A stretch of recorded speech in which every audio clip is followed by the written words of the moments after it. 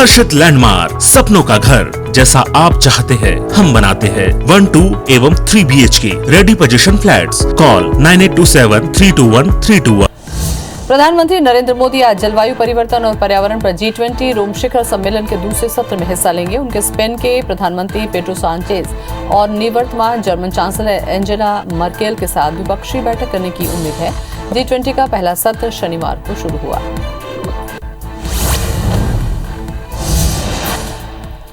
प्रधानमंत्री नरेंद्र मोदी आज इटली की राजधानी रोम में अमेरिकी राष्ट्रपति जो बाइडेन से मिल सकते हैं। G20 समिट में शामिल होने गए हैं। पीएम मोदी आज दूसरे देशों के प्रमुखों के साथ भी मुलाकात कर सकते हैं। आज पीएम मोदी स्पेन के प्रधानमंत्री से भी मुलाकात कर सकते हैं।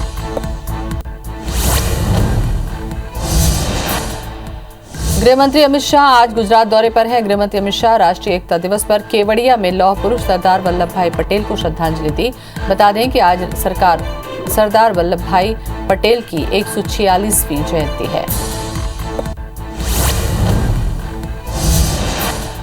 31 अक्टूबर को भारत के पहले गृह मंत्री सरदार वल्लभ भाई पटेल की जयंती है। हर साल इस दिन को राष्ट्रीय एकता दिवस के रूप में मनाया जाता है। इस साल सरदार वल्लभ भाई पटेल की 145वीं जयंती है। सरदार पटेल ने 560 रियासतों को भारत संघ में मिलाने में अहम भूमिका निभाई थी।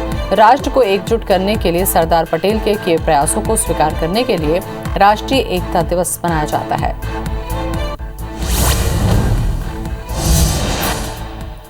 पेट्रोल और डीजल की कीमतें लगातार 5वें दिन भी बढ़ोतरी जारी है। सरकारी तेल कंपनियों ने रविवार को पेट्रोल और डीजल के भाव में क्रमशः 35 पैसे का इजाफा किया। 35 पैसे प्रति लीटर की बढ़ोतरी के साथ दिल्ली में पेट्रोल की कीमत 109 रुपये 34 पैसे, डीजल की कीमत 35 पैसे के साथ 98 रुपये 7 पैसे प्रति लीटर हो गई।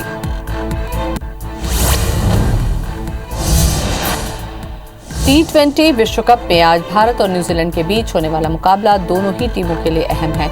दोनों टीमों के बीच मैच दुबई अंतर्राष्ट्रीय स्टेडियम में खेला जाएगा। ये मैच शाम 7:30 बजे से शुरू होगा। अपना पहला मैच हारने के बाद भारत इस साल के विश्व कप में पहला मैच जीतने के लिए बेताब है। प्रधानमंत्री नरेंद्र मोदी आज जलवायु परिवर्तन और पर्यावरण पर G20 रोम शिखर सम्मेलन के दूसरे सत्र में हिस्सा लेंगे। उनके स्पेन के प्रधानमंत्री पेड्रो सांचेज और निवर्तमान जर्मन चांसलर एंजेला मर्केल के साथ द्विपक्षीय बैठक करने की भी उम्मीद है। G20 का पहला सत्र शनिवार को शुरू हुआ।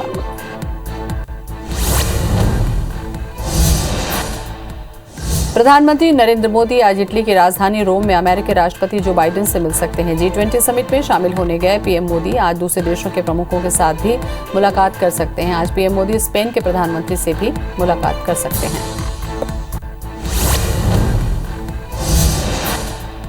गृहमंत्री अमित शाह आज गुजरात दौरे पर हैं। गृहमंत्री अमित शाह राष्ट्रीय एकता दिवस पर केवड़िया में लौह पुरुष सरदार वल्लभ भाई पटेल को श्रद्धांजलि दी। बता दें कि आज सरदार वल्लभ भाई पटेल की 146वीं जयंती है।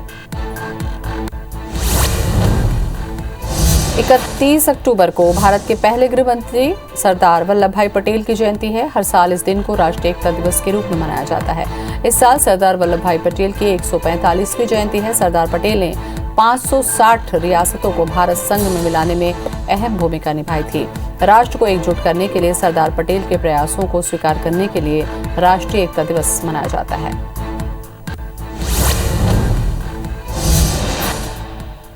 पेट्रोल और डीजल की कीमतें लगातार 5वें दिन भी बढ़ी हैं। सरकारी तेल कंपनियों ने रविवार को पेट्रोल और डीजल के भाव में 35 पैसे का इजाफा किया। 35 पैसे प्रति लीटर की बढ़ोतरी के साथ दिल्ली में पेट्रोल की कीमत 109 रुपये 34 पैसे, डीजल की कीमत 98 रुपये 7 पैसे प्रति लीटर हो गई।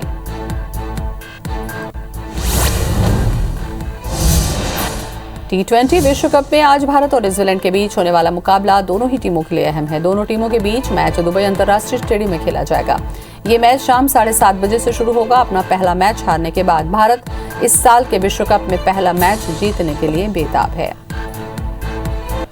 सरदार वल्लभ भाई पटेल की जयंती पर पीएम मोदी ने स्टैच्यू ऑफ यूनिटी पर आयोजित एकता परेड को वीडियो संदेश के जरिए संबोधित किया। इस दौरान पीएम ने देशवासियों को राष्ट्रीय एकता दिवस की बधाई दी। इस दौरान उन्होंने सरदार पटेल को याद किया। पीएम मोदी ने कहा कि हम आजाद भारत का अमृत महोत्सव मना रहे हैं। अमृतकाल सरदार साहब के सपनों के भारत का नवनिर्माण है।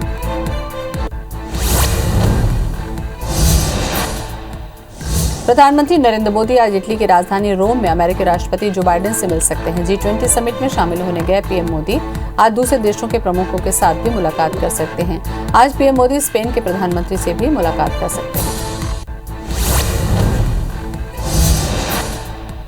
गृहमंत्री अमित शाह आज गुजरात दौरे पर हैं। गृहमंत्री अमित शाह राष्ट्रीय एकता दिवस पर केवड़िया में लौह पुरुष सरदार वल्लभ भाई पटेल को श्रद्धांजलि दी। बता दें कि आज सरदार वल्लभ भाई पटेल की 146वीं जयंती है।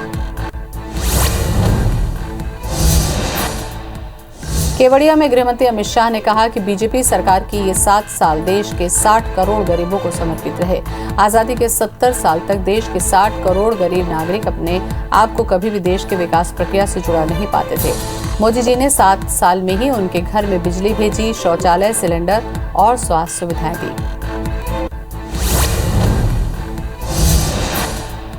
पेट्रोल और डीजल की कीमतें लगातार बढ़ रही हैं। सरकारी तेल कंपनियों ने रविवार को पेट्रोल और डीजल के भाव में 35 पैसे का इजाफा कर दिया और इसी बढ़ोतरी के साथ दिल्ली में पेट्रोल की कीमत 109 रुपये 34 पैसे और डीजल की कीमत 98 रुपये 7 पैसे प्रति लीटर हो गई।